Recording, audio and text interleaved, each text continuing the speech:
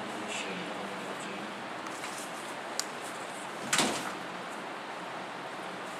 بسم الله الرحمن الرحيم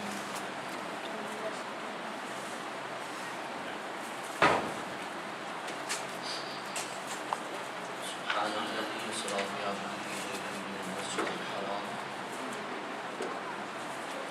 إلى المسجد الأقصى الذي باركنا حوله لنريه من آياتنا إنه هو السميع البصير صدق الله العلي العظيم وبلغنا رسوله النبي الكريم ونحن على ذلك من الشاهدين والشاكرين والحمد لله رب العالمين إن الله وملائكته يصلون على النبي يا أيها الذين آمنوا صلوا عليه وسلموا تسليما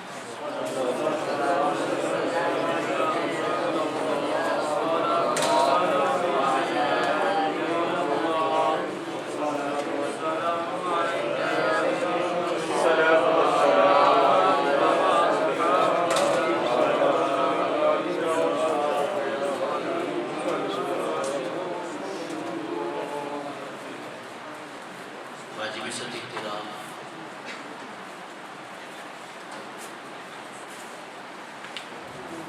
دوستوں بھائیوں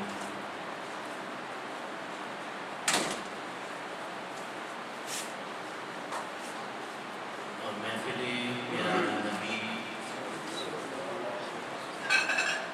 صلی اللہ علیہ وآلہ وسلم کے سامعین و حاضرین،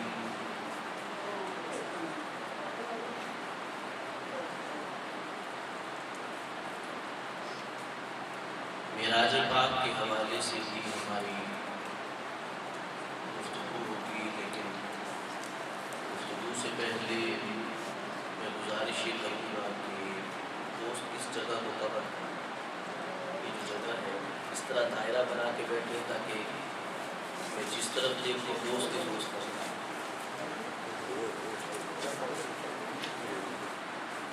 تھوڑا سا اس طرف ہو جائیں تاکہ دائرہ جو ہے مکمل ہو جائے، اس طرح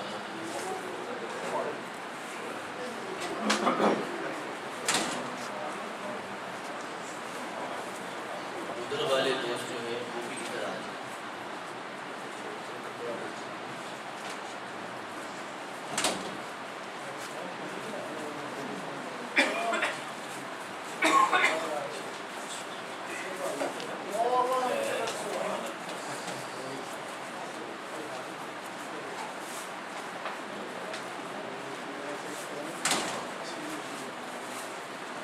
پیغمبر کریم سرور عالم صلی اللہ علیہ وسلم کی معراج پاک کے حوالے سے جو آیت پاک ہے بنی اسرائیل، سورہ بنی اسرائیل،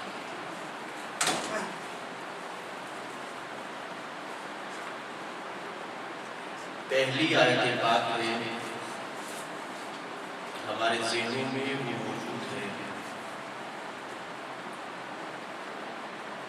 اور وہ ہے سبحان الذی اسری بعبدہ،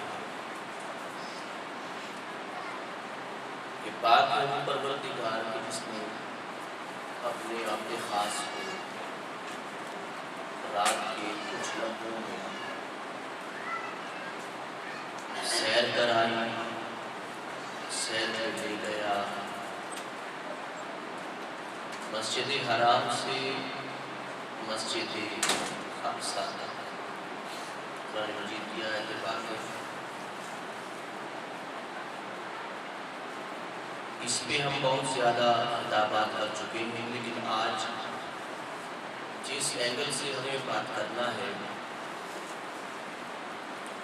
ہم اس پہ پہلے گفتگو نہیں کر پائے۔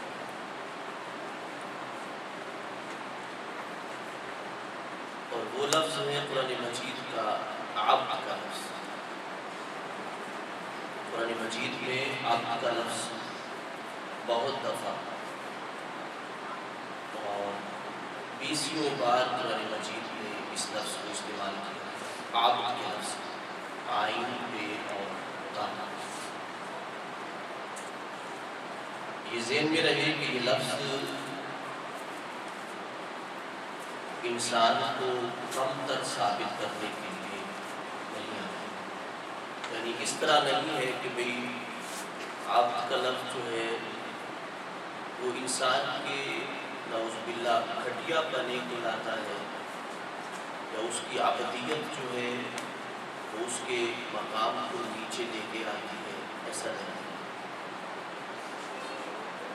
قرآن مجید میں عبد کا لفظ جہاں پر بھی آیا اللہ نے اس لفظ کو بڑی تقریب سے، بڑے احترام سے، بڑی محبت سے اس کا ذکر کیا۔ جہاں پر بھی اب ہمارے ویسے خطابات میں بسا اوقات ایسا ہوتا ہے کہ ہم کہتے ہیں کہ دیکھیے قرآن کہتا ہے کہ نبی عبد ہے، اور آپ کہتے ہیں نبی ہے۔ اب یہ بہت بڑی غلط فہمی ہے، اس لیے کہ قرآن مجید فرشتوں کو بھی عبد کہتا ہے۔ صدقہ 12 موجود ہے کہ فرشتوں کو بھی عبد کہتا ہے، اور فرشتے تو متفقہ بات ہے کہ وہ نور ہے۔ عبد جو ہے وہ انبیاء بھی ہے اور رسول بھی ہے اور فرشتے بھی ہیں۔ یعنی قرآن مجید جب لفظ عبد کو ذکر کرتا ہے تو دراصل جب وہ کسی چیز کی فوقیت کو، عزت کو، احترام کو، عظمت کو اور رفعت کو اگر سامنے لانا چاہتا ہے تو پھر لفظ عبد لاتا ہے۔ یعنی لفظ عبد جو ہے وہ کسی گھٹیا پنے کے لیے نہیں ہے۔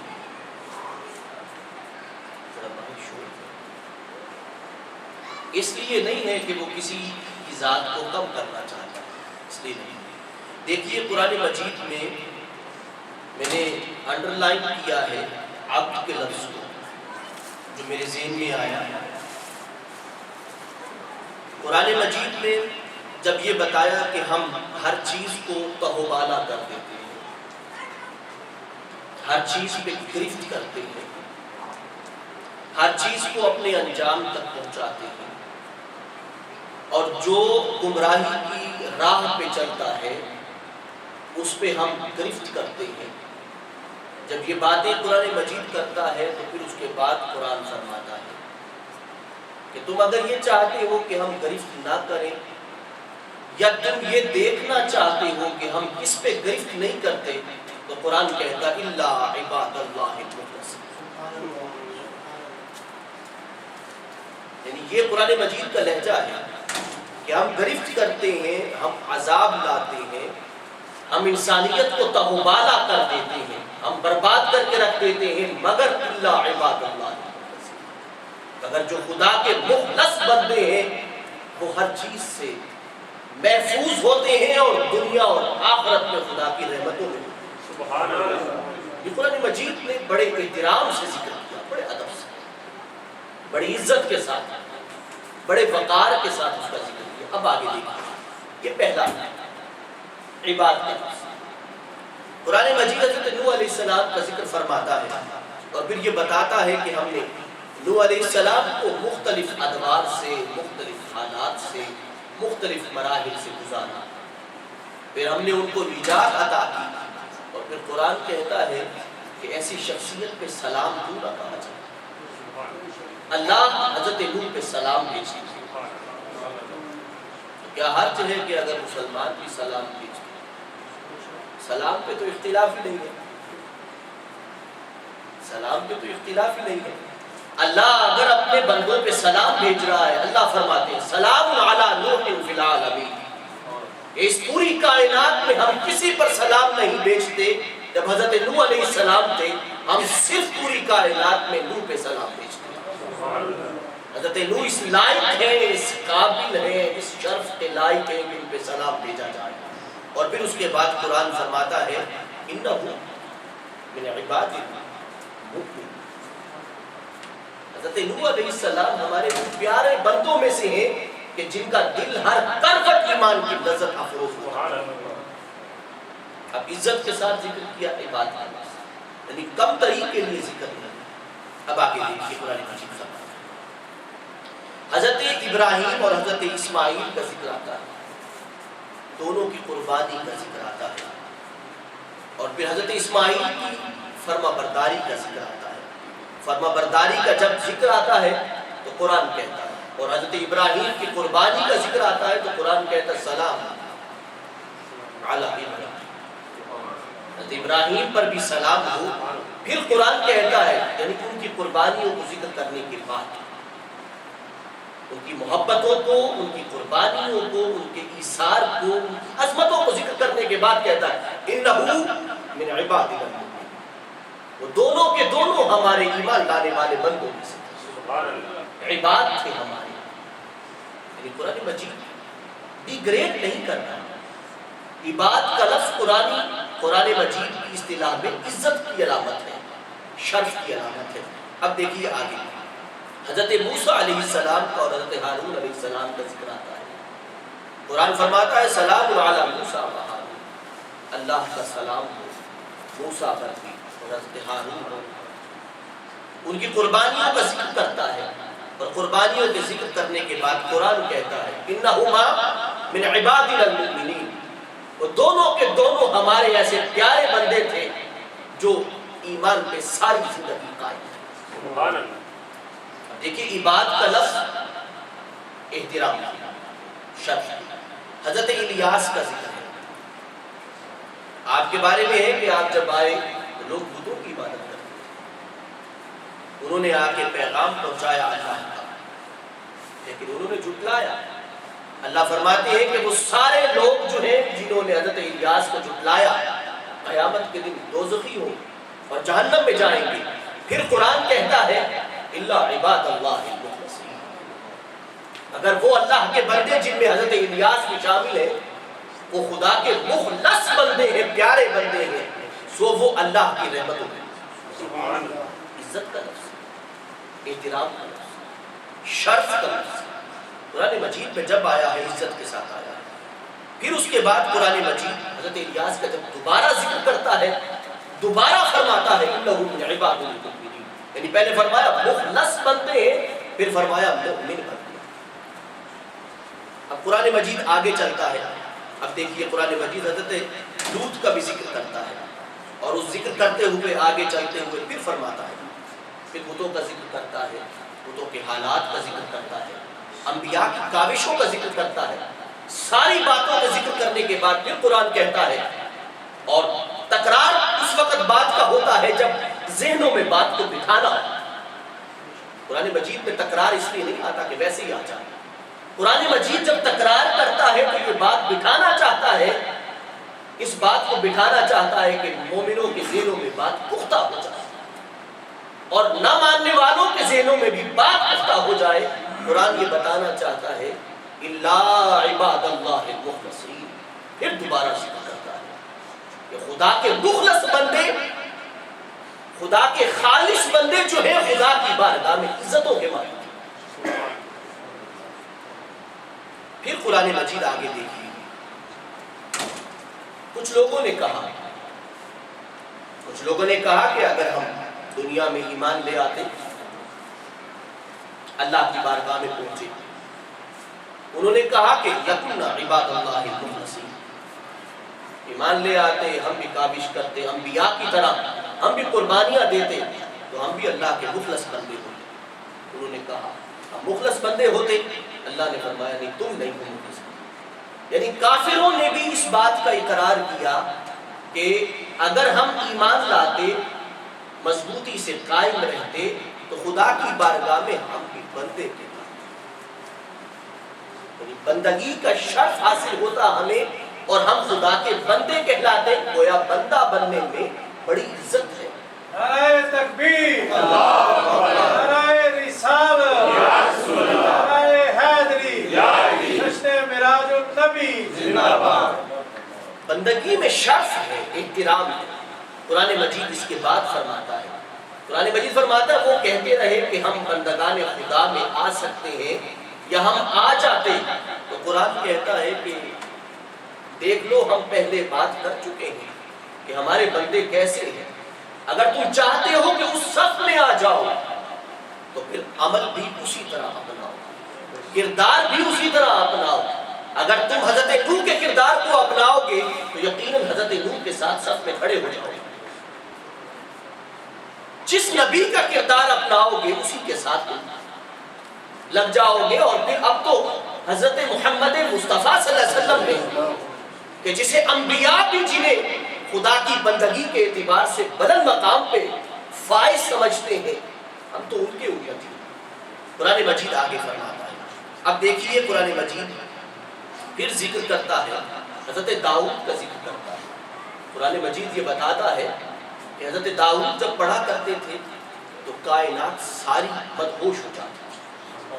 آپ کی مدھوری آواز سے کائنات کی ہر چیز خدا کی تسبیح کرنے لگتی، پرندے رک جاتے، ذرات رک جاتے۔ یہ بات نہیں ہے، ویسے پرندے ٹھہر جاتے تھے، سٹاپ ہو جاتی تھی کائنات، اور حضرت داؤد جو لفظ کہتے پوری کائنات سے پکارتی تھی۔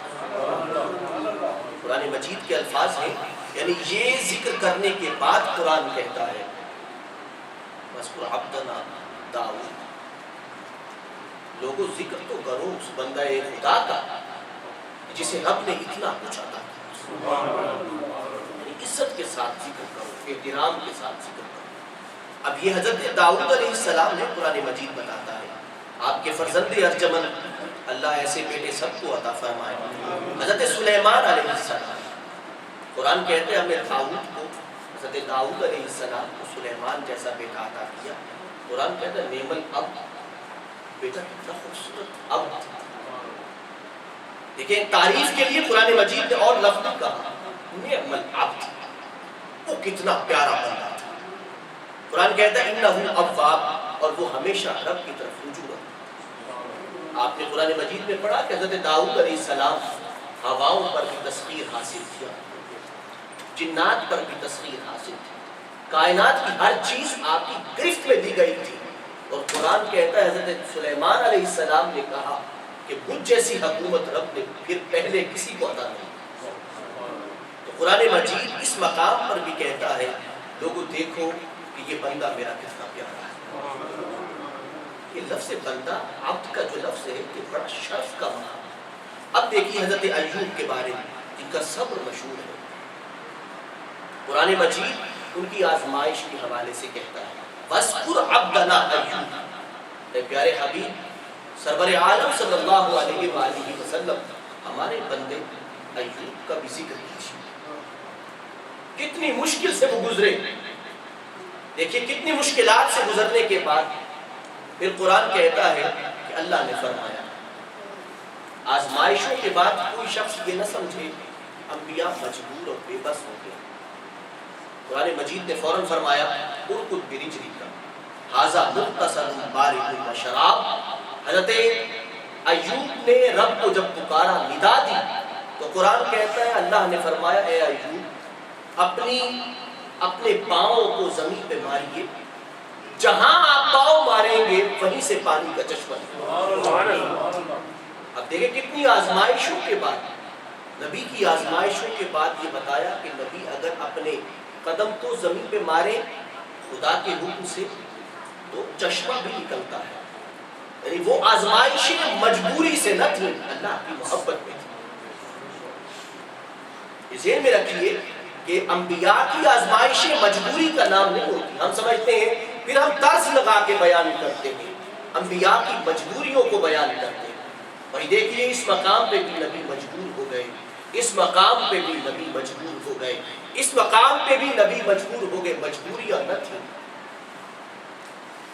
مجبوریاں نہیں تھیں، یہ محبتیں تھیں، یہ خدا کی محبتیں تھیں کہ جس پہ انسان خدا کی رضا کے لیے ہر مشکل کو برداشت کرتا ہے۔ قرآن مجید اس کے بعد بتاتا ہے کہ آپ پاؤں ماریے زمین سے چشمہ نکلے گا۔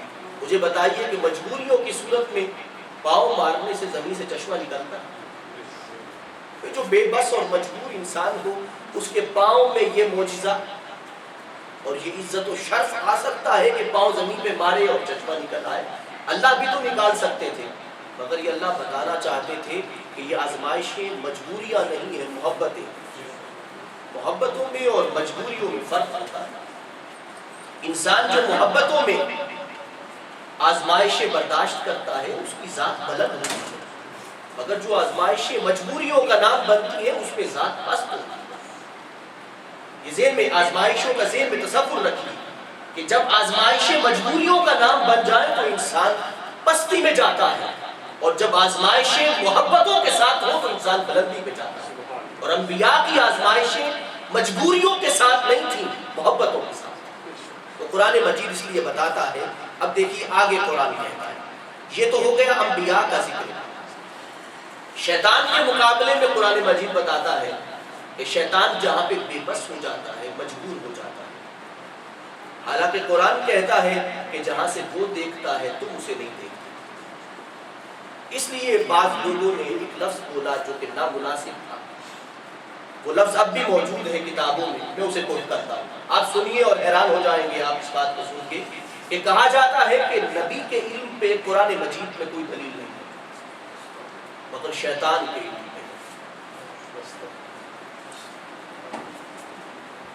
کوئی، شیطان کے علم پہ ہے مگر نبی کے علم پہ کوئی دلیل، حالانکہ قرآن کہتا ہے وَيُعَلِّمُكُم مَّا لَمْ تَكُونُوا تَعْلَمُونَ، وہ پیغمبر ہیں جو سکھاتے ہیں تمہیں، تو علم پہ دلیل نہیں ہے۔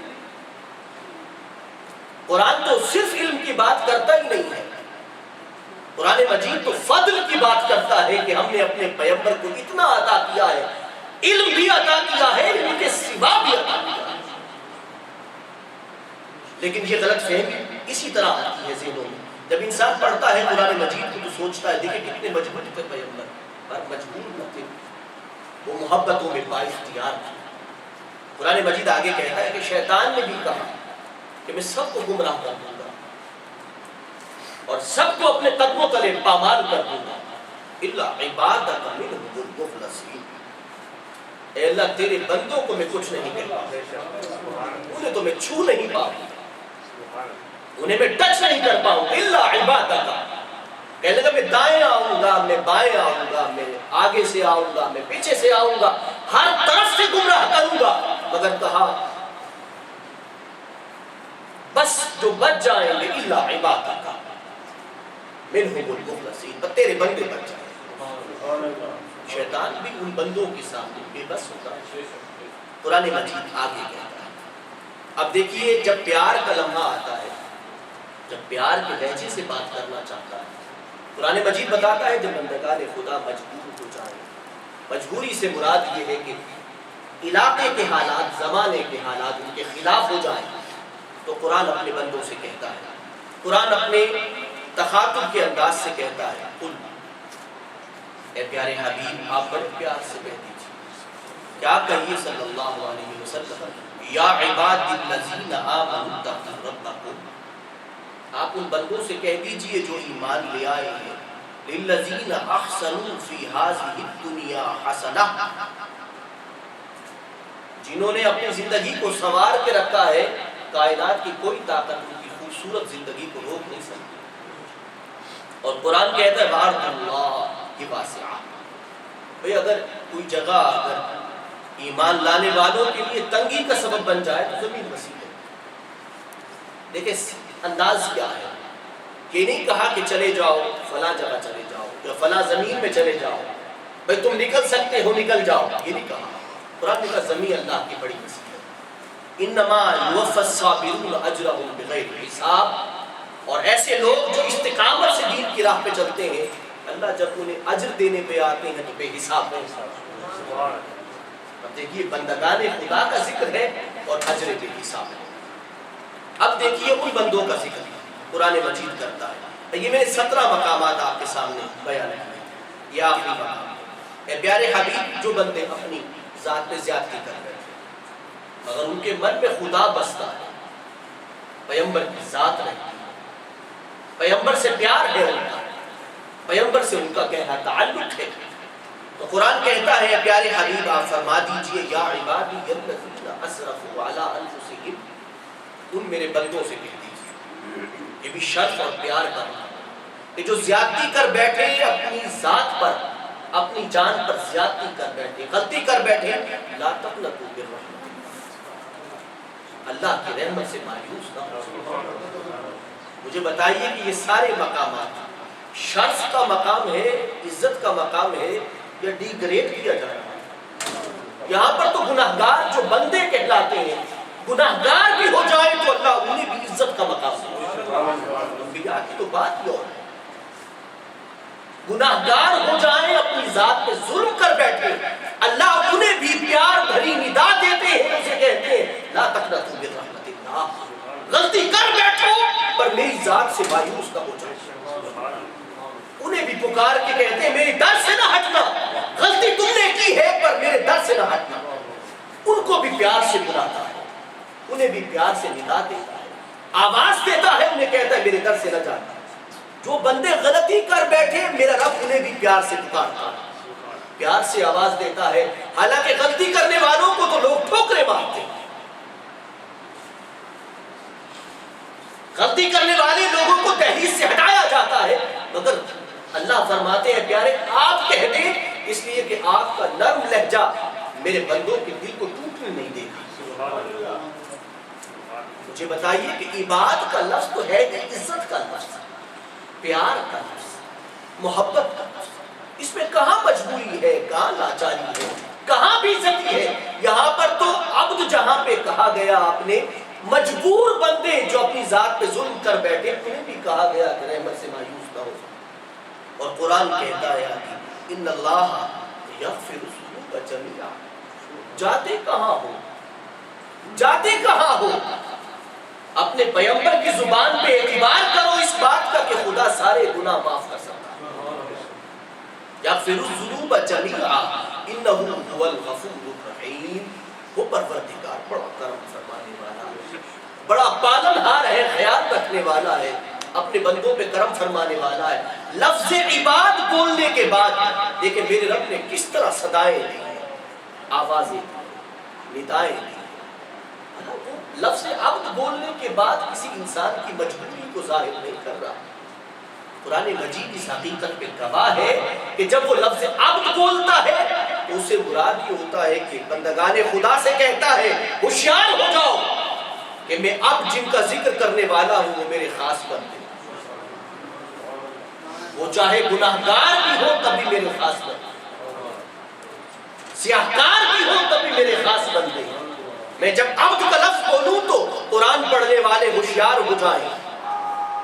اب میں ان افراد کا ذکر کر رہا ہوں جو میری بارگاہ میں عزت کے مالک۔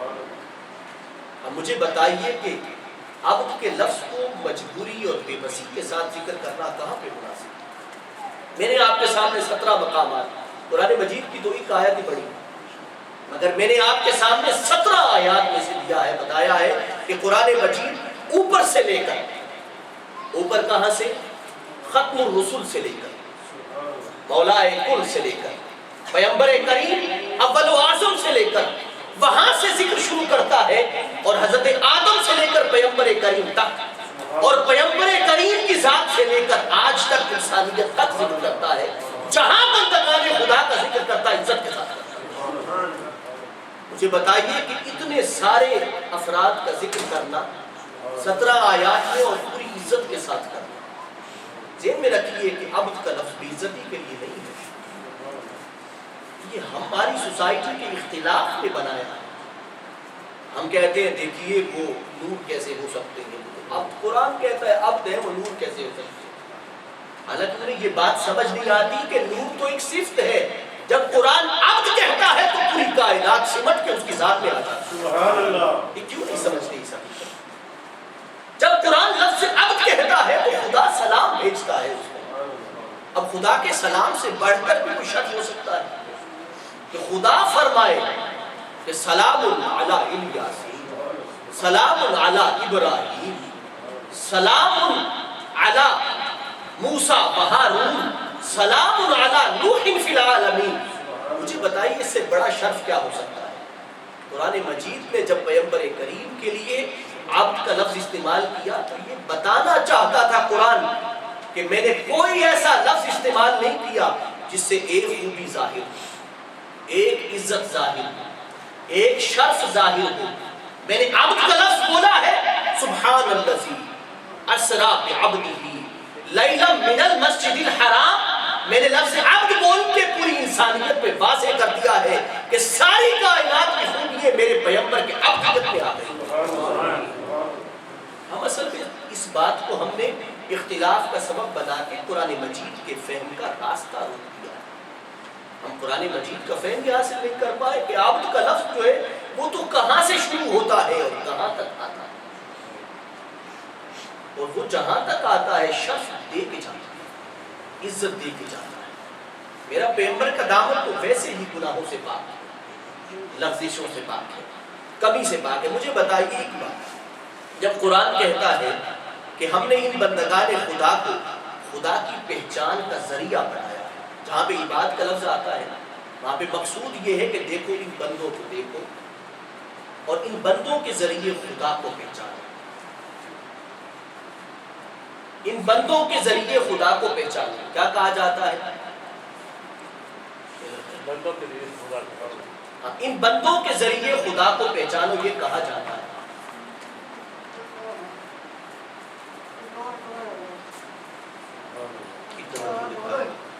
آخری بات کرتے ہیں،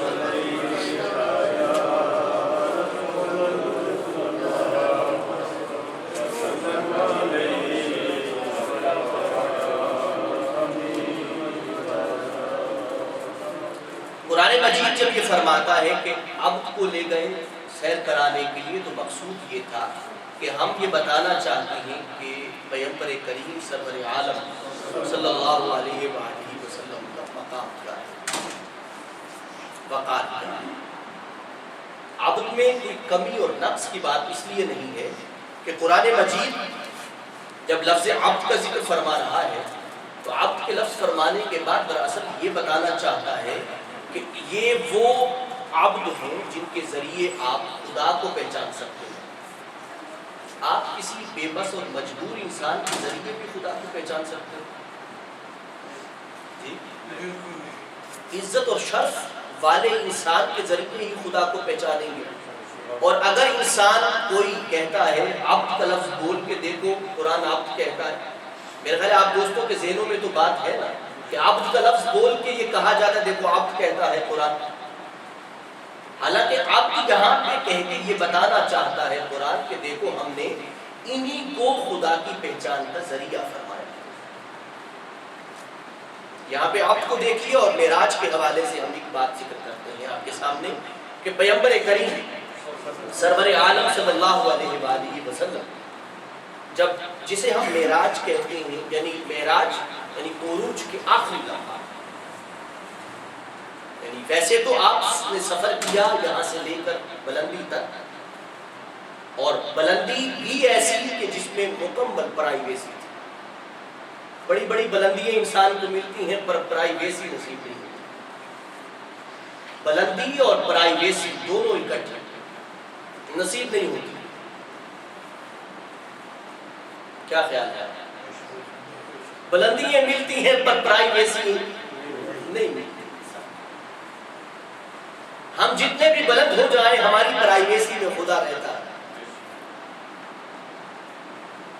لیکن پیغمبر کریم جب بلندی کی طرف گئے تو فرشتے بھی ان کی پرائیویسی میں نہیں رہے۔ ہماری پرائیویسی میں فرشتے رہتے ہیں، ہم عبادت کر رہے ہیں خلوت میں جا کے تو فرشتے موجود ہیں، دونوں موجود ہیں، دائیں والا بھی بائیں والا بھی، بائیں والا اپنے کام کرنے میں مصروف ہے اور دائیں والا اپنا کام کر رہا ہے۔ ہماری پرائیویسی نہیں ہے۔ یہ ذہن میں رکھیے کہ جہاں پہ حضرت جبرائیل علیہ السلام نے کہا کہ اس سے میں آگے نہیں جا سکتا، تو پھر کوئی بھی نہیں جا سکتا۔ یہ نہیں ہے کہ جو یہاں پہ موجود ہے وہ جا سکتا ہے، وہ بھی نہیں جا سکتا۔ حضرت جبرائیل نہیں جا سکتے تو پھر کوئی کائنات کا فرشتہ جا ہی نہیں سکتا۔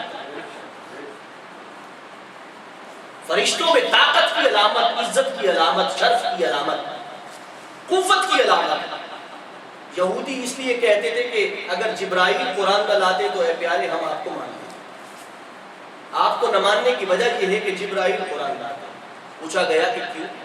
اگر جبرائیل علیہ السلام یہ قرآن لائے تو کیوں نہیں مانتے؟ کہنے لگے یہ ہمیشہ زمین اکھیڑ کے ہمیں عذاب میں مبتلا رکھتے تھے، پر مار کے کبھی زمین الٹی کر دیتے، کبھی کیا کر دیتے، کبھی کیا کرتے، اس لیے ہمارا ان سے کلیش چل رہا ہے۔ کیونکہ یہ قرآن لائے ہیں لہٰذا ہم نے وہ قرآن نہیں مانا جو جبرائیل لائے۔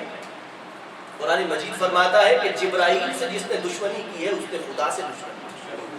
قُلْ مَنْ كَانَ عَدُوًّا لِجِبْرِيلَ، اگر جبرائیل علیہ السلام سے دشمنی کی ہے، قرآن کہتا ہے وہ جبرائیل سے دشمنی ہو، میکائیل سے دشمنی ہو، یا کسی بھی بندگے خدا کے دشمنی ہو، تو خدا کے وہ دشمن ہوتے ہیں، قرآن کہتا ہے۔ تو انہوں نے کہا کہ جبرائیل چونکہ لائے تھے اس لیے ہم اس قرآن کو ماننے کے لیے تیار نہیں ہے، جبرائیل سے ہماری ہمیشہ کلیش ہے۔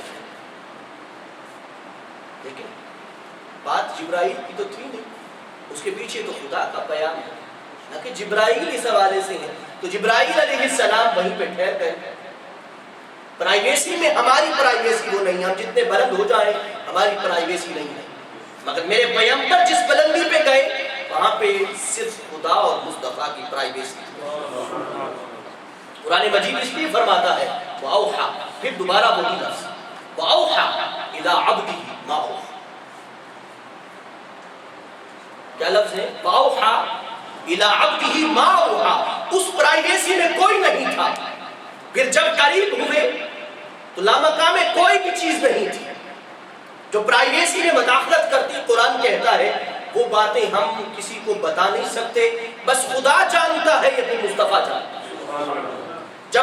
جب یہ ملاپ ہو رہا تھا تو قرآن کہتا ہے اس وقت بھی اللہ نے عبد کا لفظ استعمال کیا، یعنی انتہائی عروج کے آخری لمحات میں قرآن نے اپنے پیغمبر کے لیے عبد کا لفظ استعمال کیا۔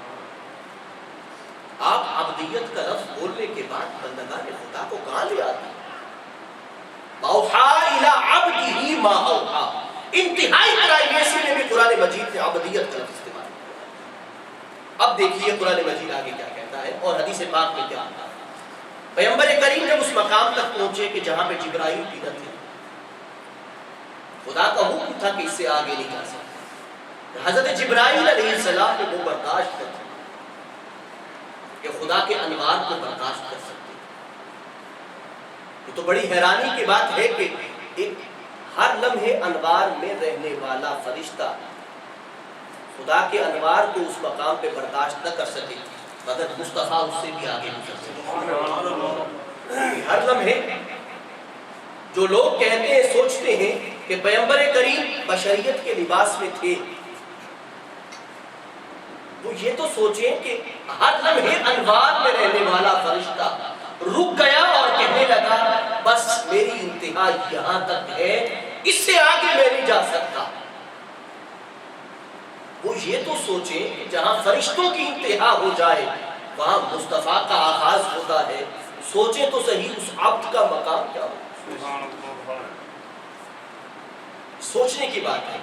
آخری بات عرض کرتا ہوں اور وہ یہ ہے کہ پیغمبر کریم سرور عالم صلی اللہ علیہ وسلم جب وہاں پہ تشریف لے گئے تو پیغمبر کریم کو اللہ نے فرمایا پیارے حبیب ذرا رکیے، ٹھہر جائیے، اور ٹھہر جائیے اس لیے کہ اللہ آپ پہ درود بھیج رہا ہے۔ قف یا محمد ان ربک یصلی، آپ ذرا ٹھہر جائیے، آپ کا رب آپ پہ سلام بھیج رہا ہے۔ باقی انبیاء پہ سلام بھیجا دنیا میں، مگر اپنے نبی پر سلام بھیجا وہاں پہ بلا کے بھیجا، مکہ میں بھیجا، یہاں پہ مکہ تھا۔ بقیہ تمام انبیاء پہ جو سلام بھیجا مکہ میں بھیجا، مگر اپنے نبی پر جب سلام بھیجا تو لا مکہ میں بھیجا، وہاں پہ کسی پہ سلام نہیں بھیجا گیا۔ اللہ نے فرمایا اے پیارے حبیب آپ کیا لینا پسند کریں، اعزاز کیا لینا پسند کریں؟ دیکھیے یہ جو لفظ ہے آگے بہت اہم ہے، کیا اعزاز لینا پسند کریں؟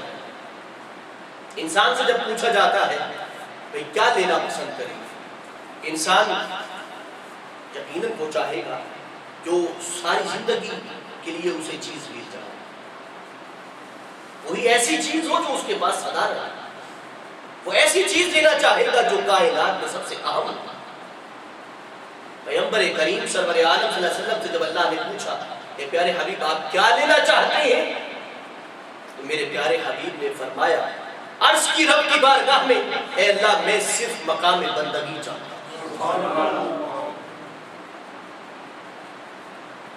حضرت اقبال نے کتنا خوبصورت کہا کہ مقام بندگی لے کر نلو شان خدا کہ میں اپنا مقام بندگی دے کر خدا کی شان بھی لینا نہیں چاہوں گا، اس لیے کہ جو مقام بندگی میں لذت ہے وہ کسی شے میں بھی عزت و شرف ہے۔ ابدیت کا مقام نیچے نہیں ہے، کائنات کے ستارے جتنے بلند ہیں ان سے بھی بلند ہے، سورج جتنا روشن ہے اس سے زیادہ روشن ہے، چاند میں جتنی ٹھنڈک ہے ابدیت میں اس سے زیادہ ٹھنڈک ہے، آسمان میں جتنی وسعت ہے ابدیت میں اس سے زیادہ وسعت ہے، زمین میں جتنی شادابی ہے ابدیت میں اس سے زیادہ شادابی ہے۔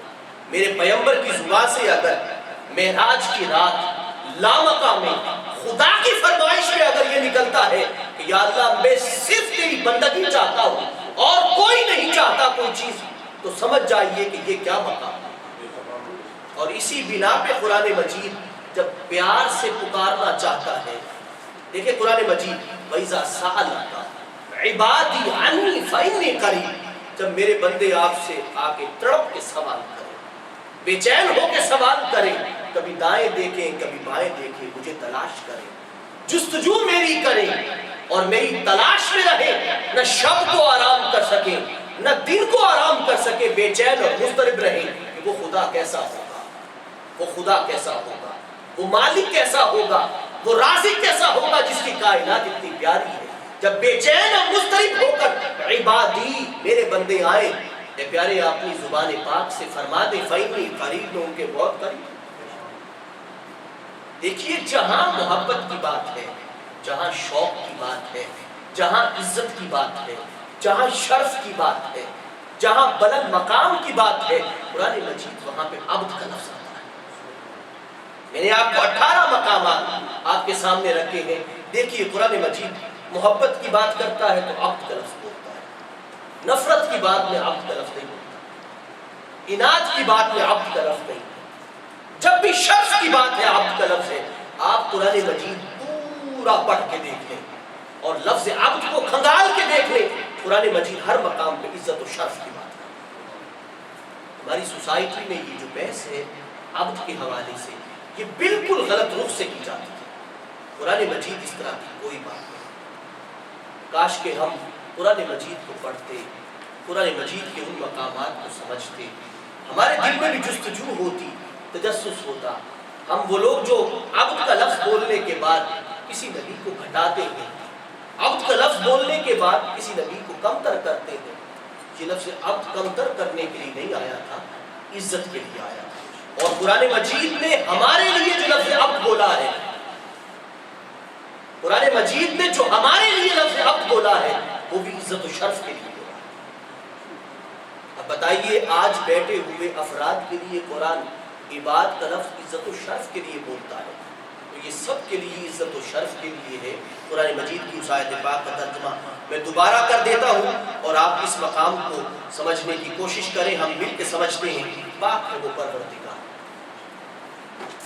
جب وہ پاک ہے تو جس کا ذکر کیا جا رہا ہے وہ بھی پاک ہے۔ الذی اسریٰ بعبدہ، وہ اپنے بندے کو جس نے راتوں رات سیر کروائی، اپنے عبد کو بعبدہ لیلا من المسجد الحرام، رات کے مختصر سے حصے میں مسجد حرام سے مسجد اقصی تک، اور مسجد اقصی بھی ایسی ہے اور مسجد حرام بھی ایسی ہے، الذی بارکنا حولہ، ہم نے اس کے آس پاس برکتیں دی ہیں۔